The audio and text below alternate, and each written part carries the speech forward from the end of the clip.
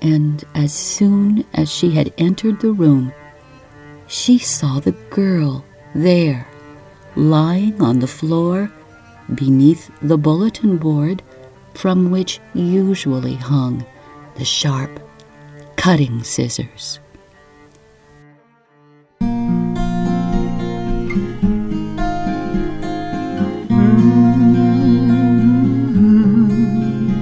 Fast asleep. Welcome to Fast Asleep with Gina Marie. Right this way, please, for some gentle engagement of your mind. No time for those racing thoughts with our classic short stories written by the most masterful storytellers. Hi, everybody.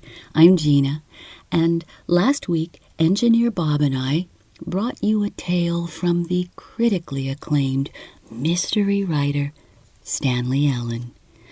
It is a long story, so long, in fact, as you know, you only heard the first half.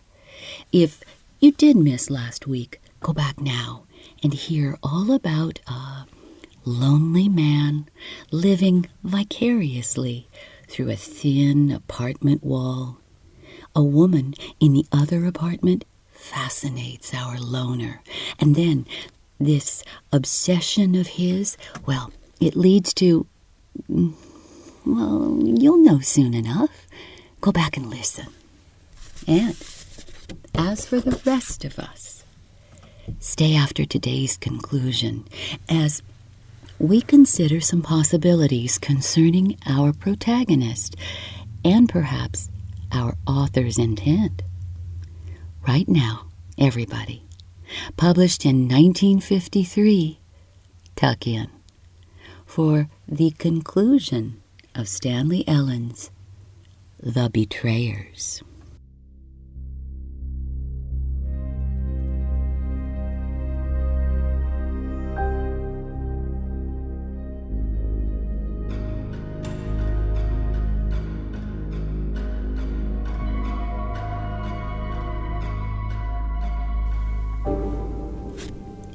"I'm sorry, sir," said Robert, "but I'll need a few days off.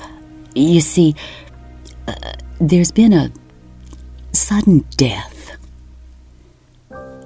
Mr. Sprague sighed at this pebble cast into the smooth pool of his department's routine, but his face fell into the proper, sympathetic lines.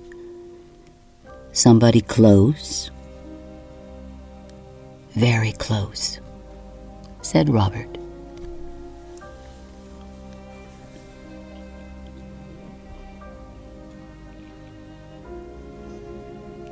The walk from the railroad station to the house was a short one. The house itself had a severe and forbidding air about it, as did the young woman who opened the door in answer to Robert's knock.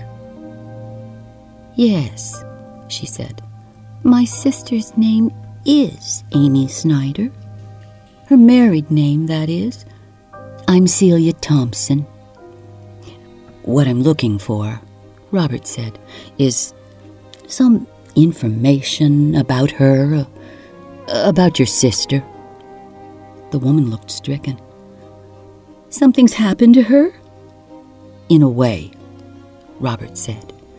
He cleared his throat, hard. You see, she's disappeared from her apartment, and I'm looking into it. Now, if You're from the police?" "I'm acting for them," Robert said, and prayed that this ambiguity would serve in place of identification. The prayer was answered. The woman gestured him into the house and sat down facing him in the bare and uninviting living room. "I knew," the woman said. "I knew something would happen." And she rocked piteously from side to side in her chair.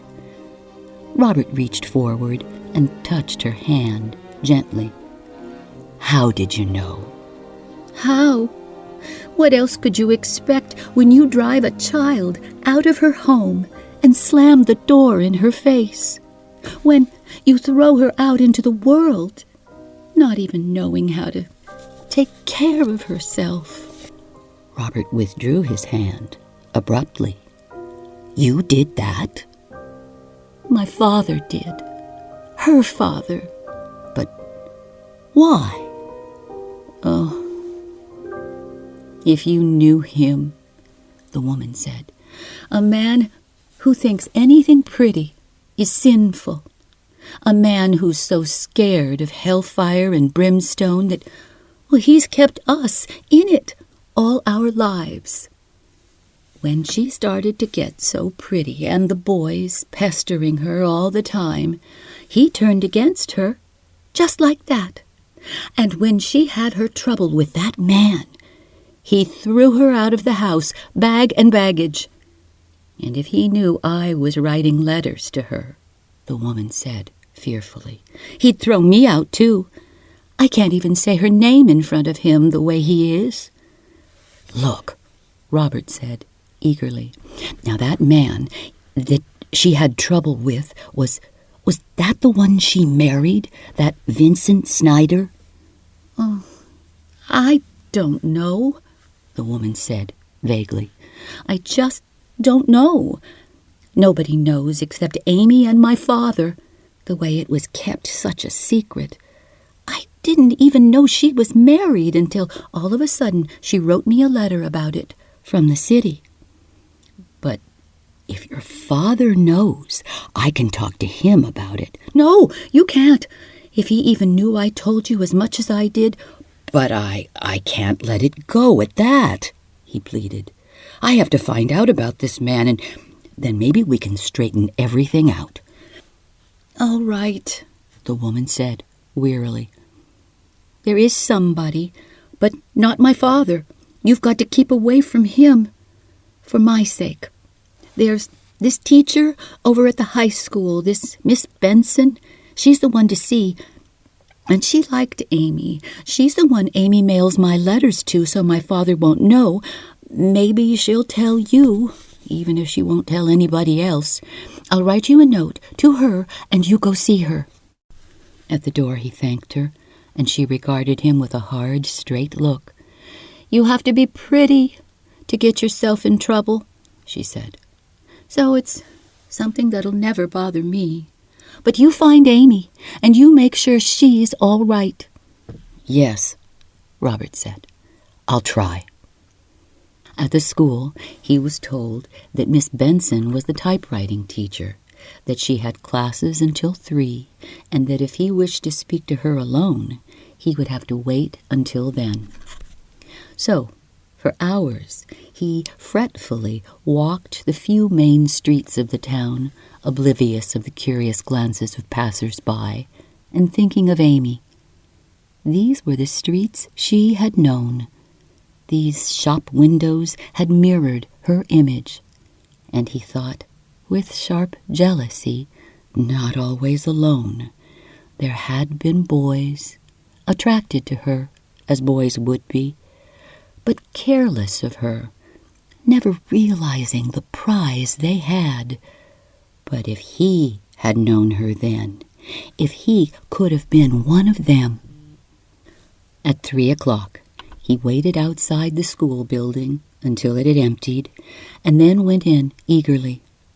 Miss Benson was a small woman, gray-haired and fluttering, almost lost among the grim ranks of hooded typewriters in the room.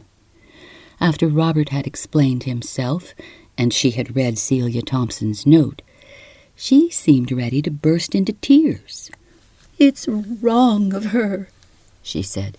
It's dreadfully wrong. To send you to me? Oh, she must have known that. But why is it wrong? Why? Because she knows I don't want to talk about it to anyone.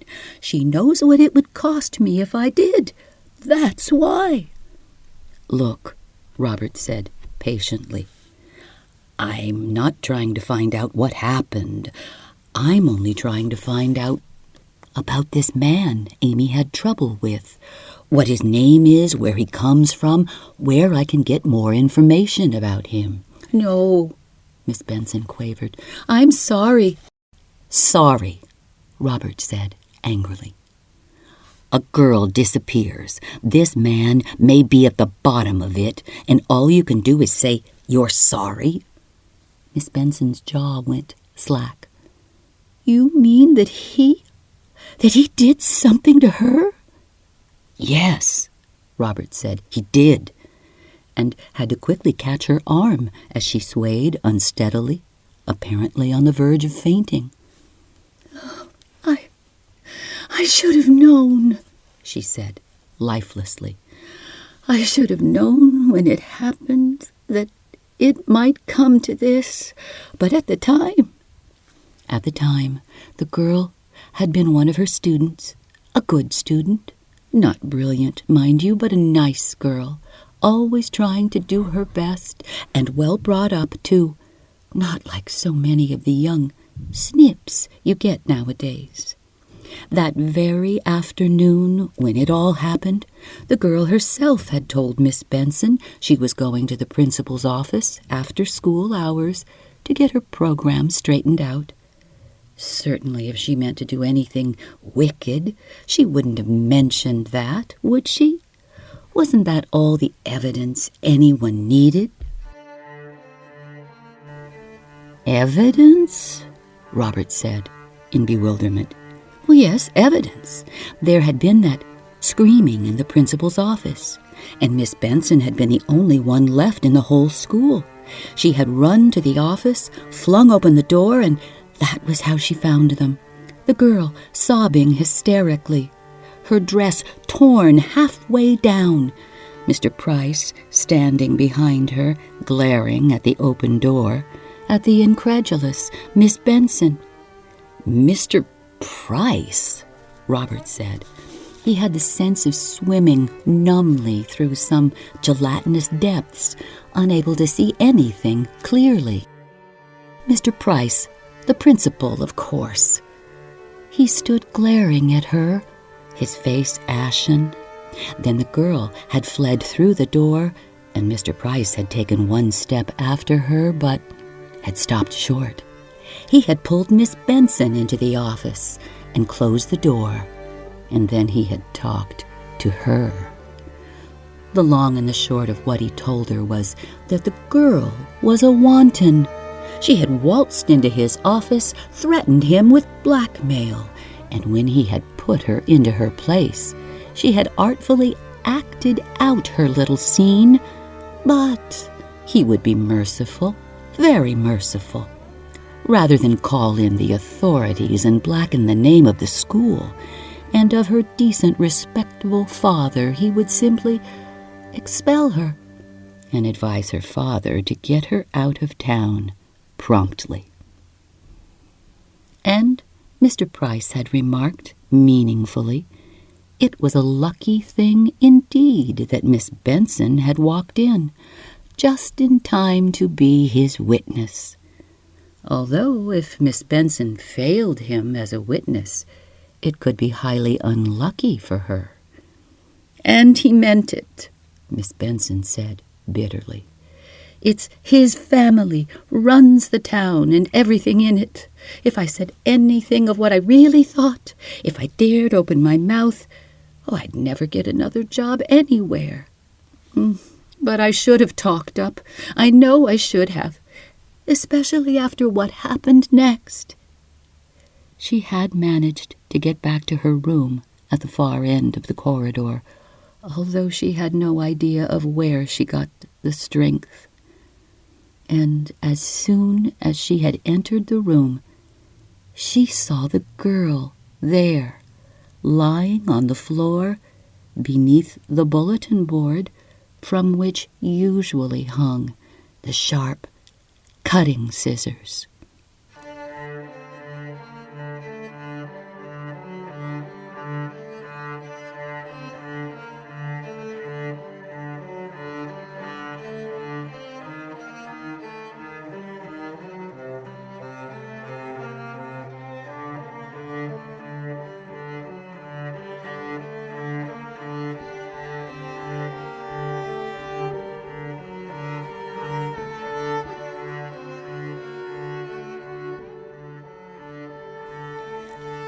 cutting scissors? Stay with me. I'll be right back.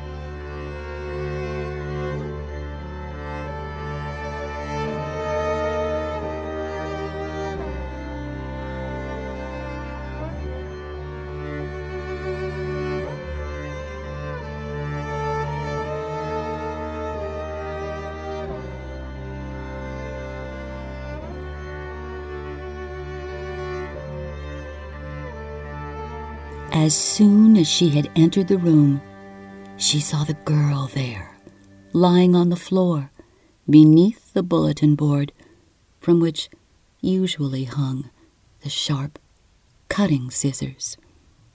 But the scissors were in the girl's clenched fist as she lay there, and blood over everything. All that blood over everything. She was like that, Miss Benson said dully. If you reprimanded her for even the littlest thing, she looked like she wanted to sink through the floor, to die on the spot. And after what she went through, it must have been the first thing in her head, just to get rid of herself. It was a mercy of God that she didn't succeed then and there. It was Miss Benson who got the doctor, a discreet man who asked no questions, and it was she who tended the girl after her father had barred his door to her.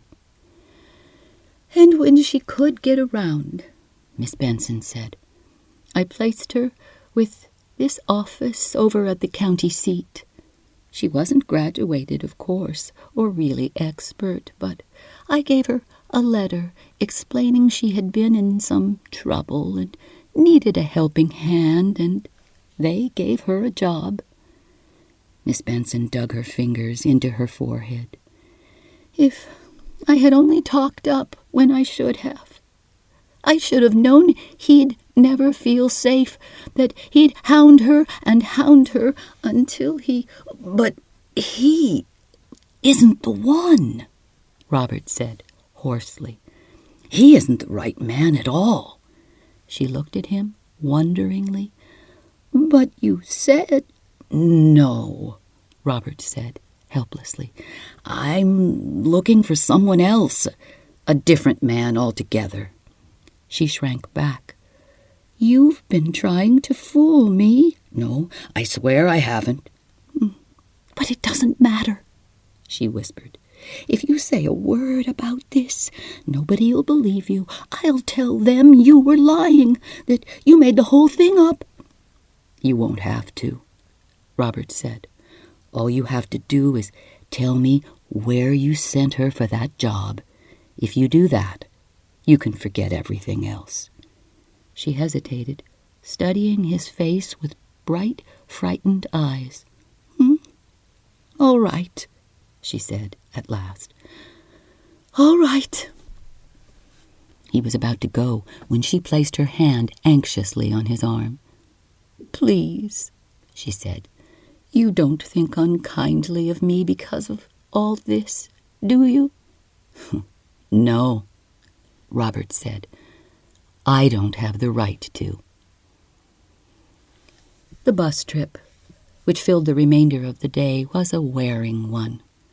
The hotel bed that night was no great improvement over the bus seat, and Mr. Pardee of Grace and Pardee seemed to Robert the hardest of all to take.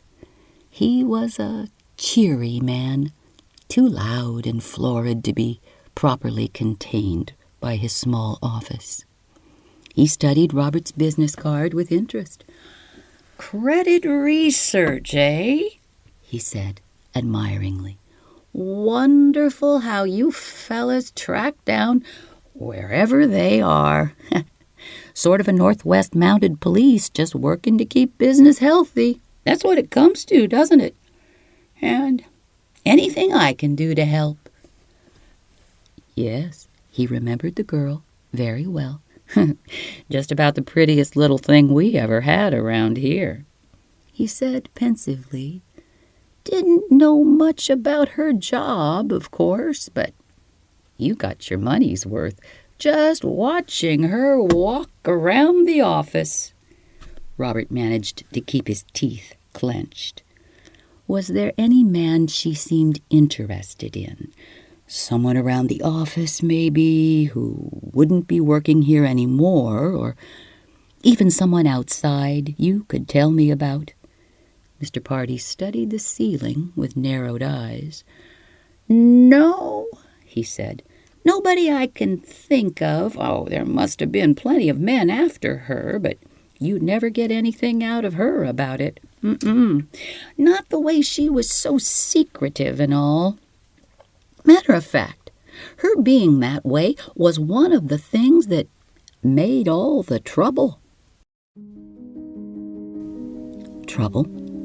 Oh, nothing serious. Somebody was picking the petty cash box every so often, and what with all the rest of us in the office being so friendly, except her, it looked like she might be the one. And then that letter she brought saying that she'd already been in some trouble, well, we just had to let her go. Later on, continued Mr. Pardee pleasantly, when we found out it wasn't her after all, it was too late. We didn't know where to get in touch with her. He snapped his fingers loudly. Gone, just like that. Robert drew a deep breath to steady himself. But there must be somebody in the office who knew her, he pleaded. Maybe some girl she talked to. Oh, that, said Mr. Pardee. Well, as I said, she wasn't friendly, but now and then she did have her head together with Jenny Rizzo over at the switchboard. If you want to talk to Jenny, go right ahead. Anything I can do to help. But it was Jenny Rizzo who helped him. A plain girl, dressed in defiant bad taste. She studied him with impersonal interest and told him coolly that she had nothing to say about Amy.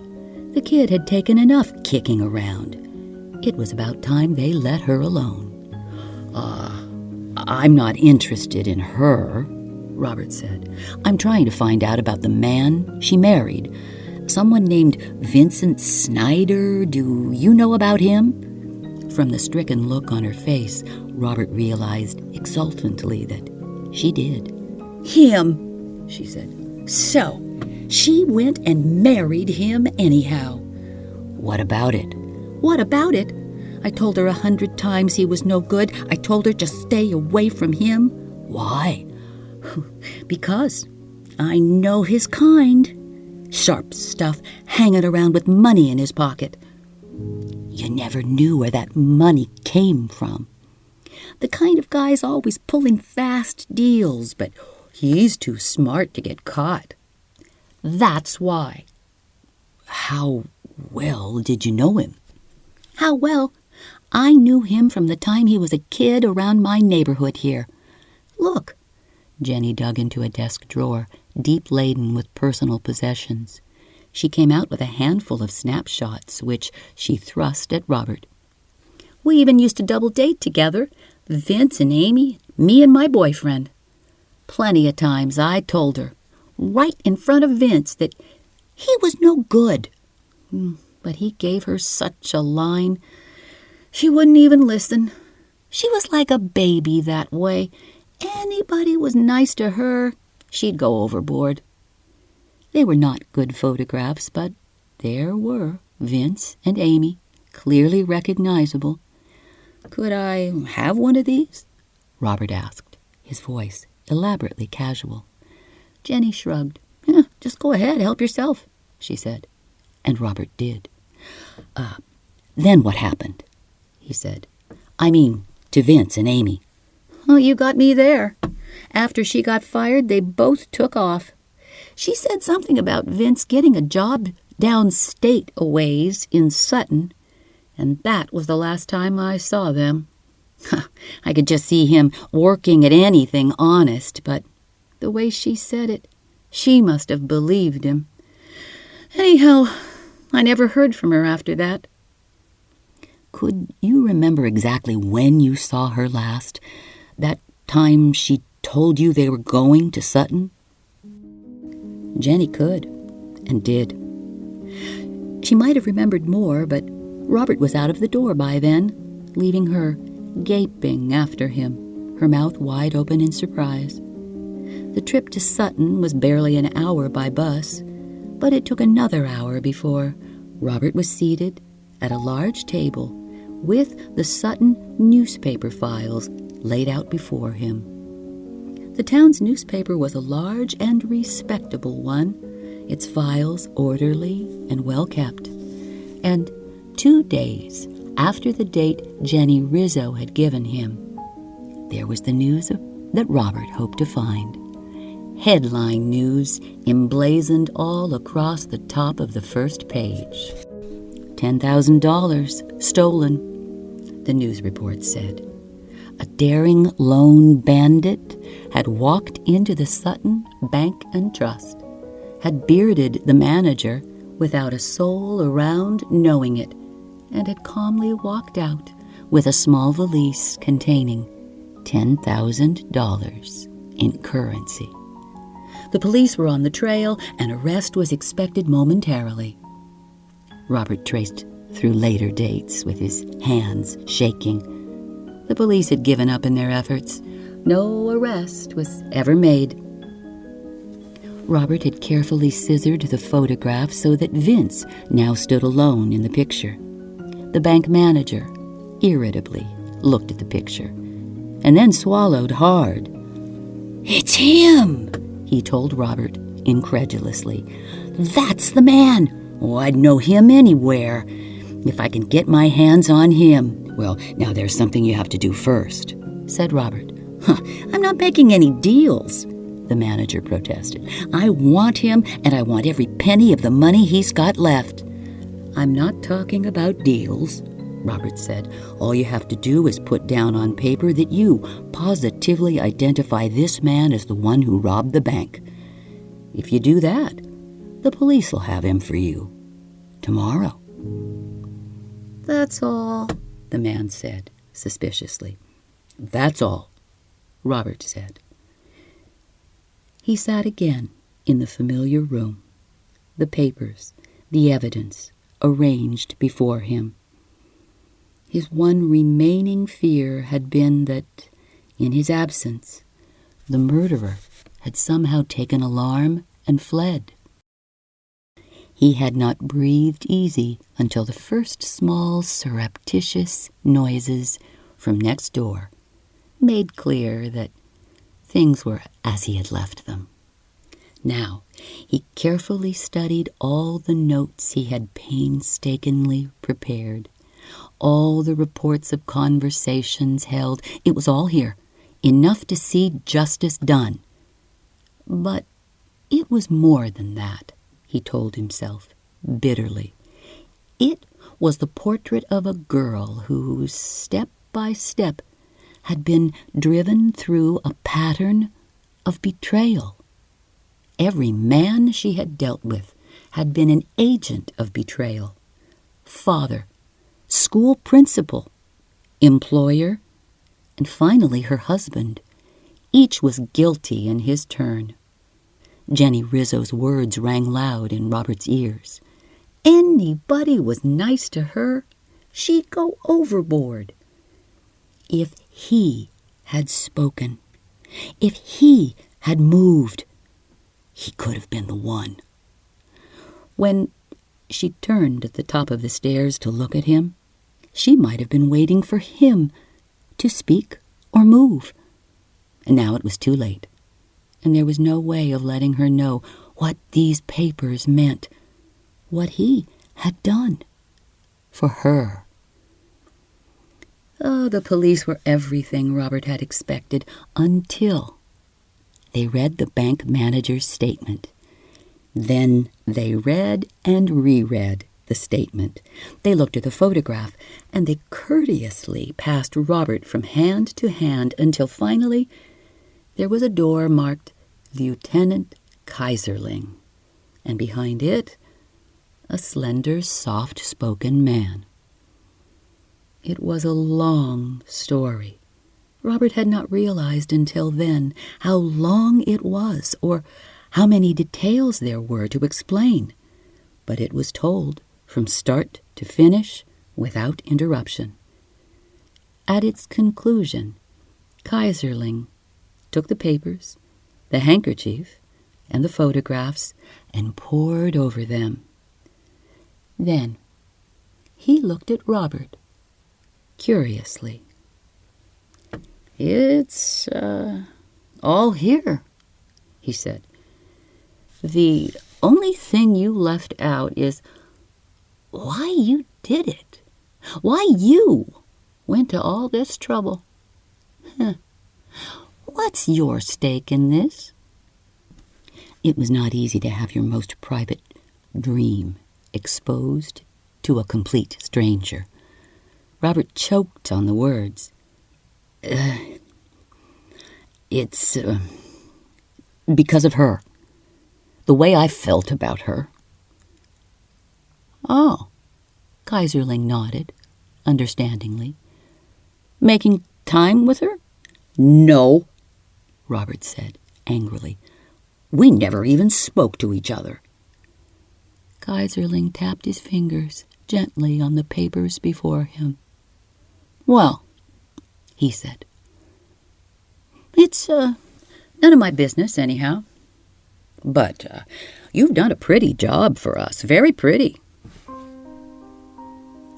Matter of fact, yesterday we turned up the body in a car parked a few blocks away from your place. The car was stolen a month ago. There wasn't a stitch of identification on the clothing or anything. All we got is a body with a big wound in it.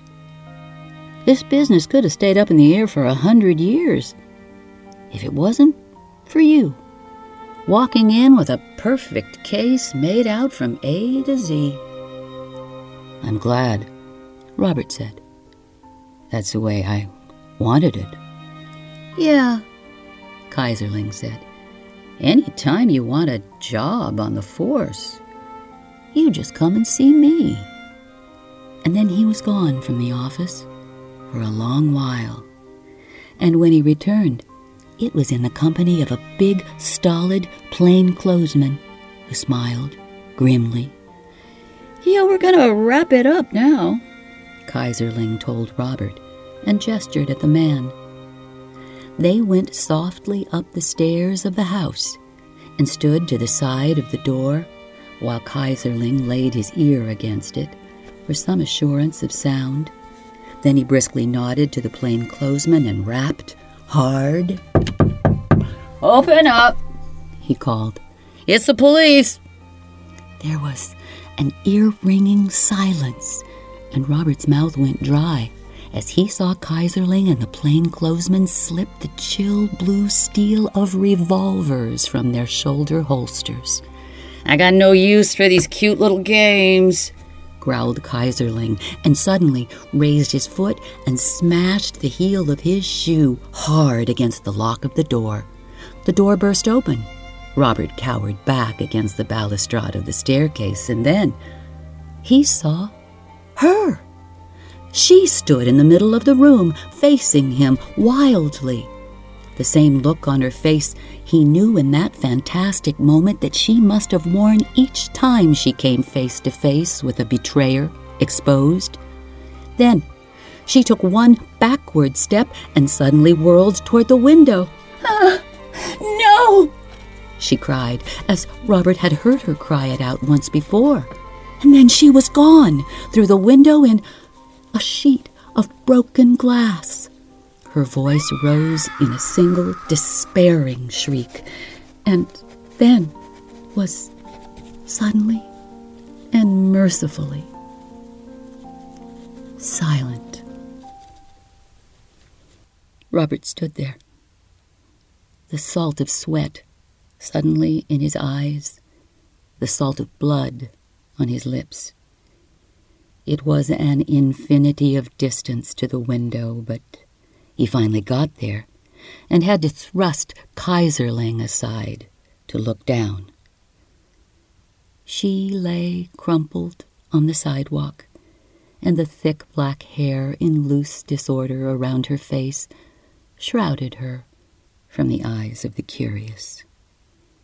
The plainclothesman was gone, but Kaiserling was still there, watching Robert with sympathetic eyes. I thought he had killed her, Robert whispered. I could swear he had killed her. It was his body we found, said Kaiserling. She was the one who did it. But why didn't you tell me then? Robert begged. Why didn't you let me know?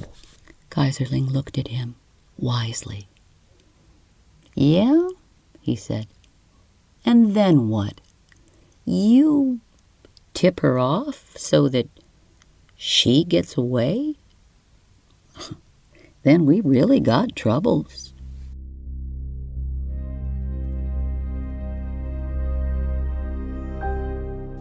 There could be no answer to that. None at all. She just cracked up, Kaiserling said, reasonably. Holed up here, like she was, not knowing which way to turn. Nobody she could trust. It was in the cards. You had nothing to do with it. He went downstairs then, and Robert was alone in her room. He looked around it, slowly, at all the things that were left of her, and then, very deliberately, picked up a chair, held it high over his head, and with all his strength, smashed it against the wall.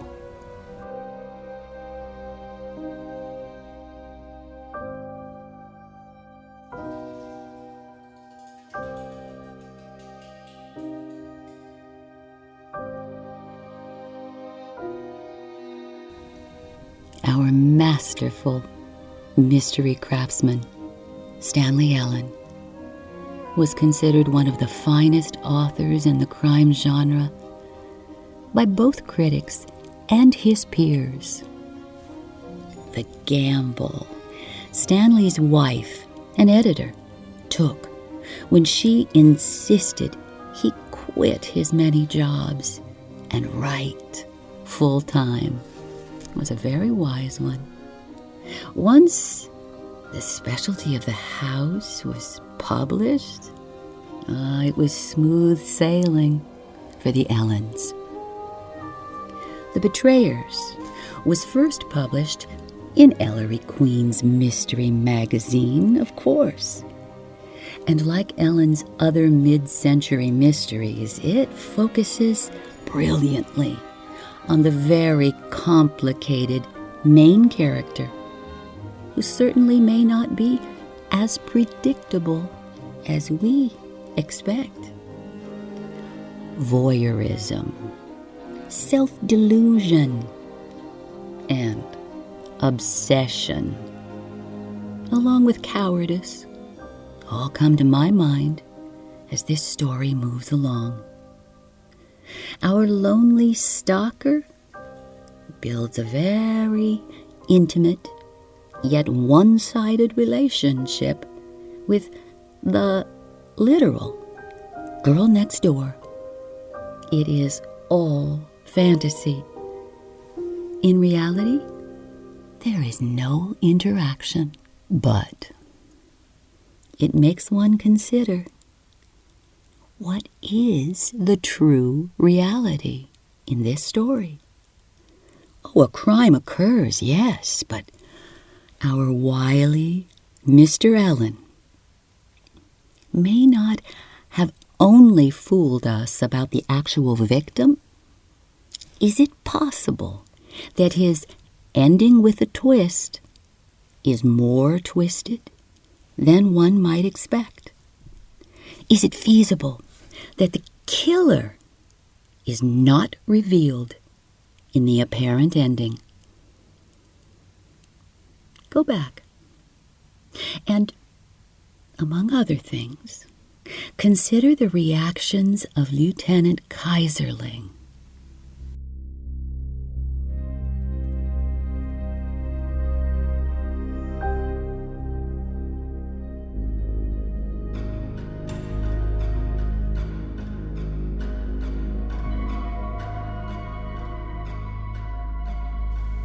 Think about Easter eggs and red herrings, and then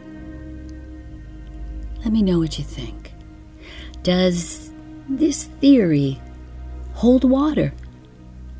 Or am I just crazy?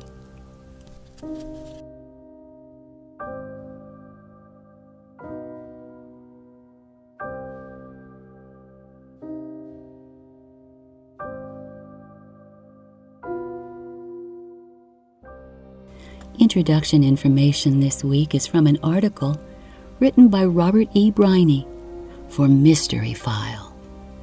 Music this week is Coal Clouds from Roey Spigler, Interlude Fury from Artie Son, Autumn from Diamonds and Ice, and Shiver from Pablo Suarez.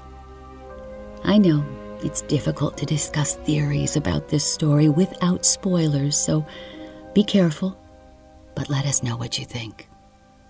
You can do it right here in comments, or more details if you email us at fastasleepwithginamarie44@gmail.com.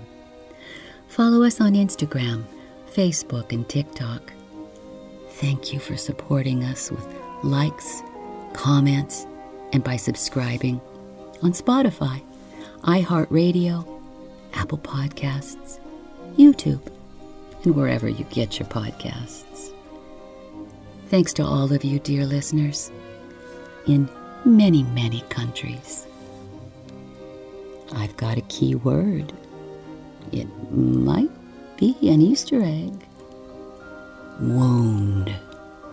And next week, our beloved Miss Marple is back.